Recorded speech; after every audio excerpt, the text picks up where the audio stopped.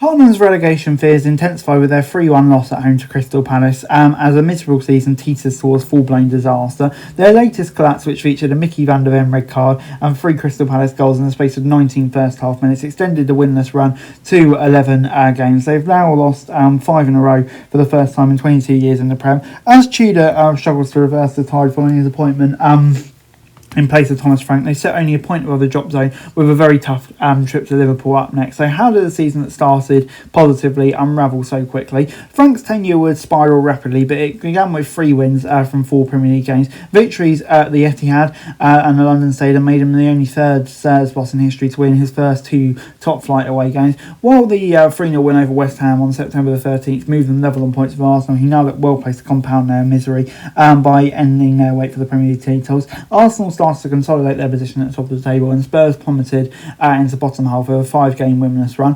A 2-0 win over Frank's former club Brentford on December 6th briefly lifted them back into the top half, but back-to-back defeats to Forest and Liverpool followed. Soon concerns over securing a European finish made way for genuine concern of relegation. Frank was sacked on February 11th with Spurs 16th. They remain there under Tudor, but with the gap to the Jotze now reduced to a solitary point. The possibility of relegation has now reached 16%, a season high. On the back of last season's 17th place finish, the relegation probability was 13% in Organ. It's risen with anxiety and a level of fears from fans might argue after another loss it remains generous. The underlying data which compromises expected goals and against says Spurs are where they should be based on their performances.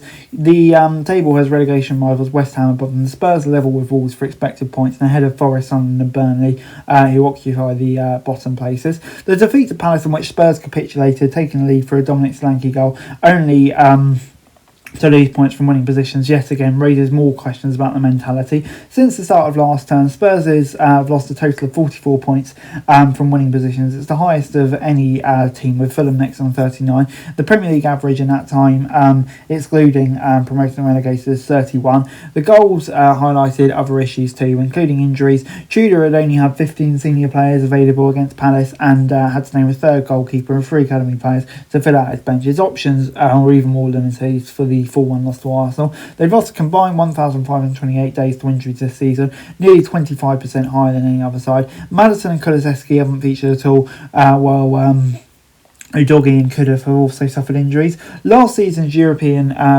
triumph and Champions League qualification has made juggling fixtures hard, given the spread nature of their squad. Injuries were similar prevalent last season under Ange Postecoglou, but Tottenham's ill discipline appears in more recent development. Obviously Van der Ven's red, Romero's recent red. Spurs are up to 4 this season, having only received 1 last time. They've already passed the total number of yellow cards, having 74 with 9 games left to play. It's all been a backdrop of upheaval. Frank was criticised for his failure to introduce a proper playing style, and Tudor hasn't really done anything as well. We've chopped and changed with his lineups. The inconsistency might be another contributor to their chaotic plays. It remains to be seen whether Spurs hierarchy will be tempted into another managerial change or will ride it out.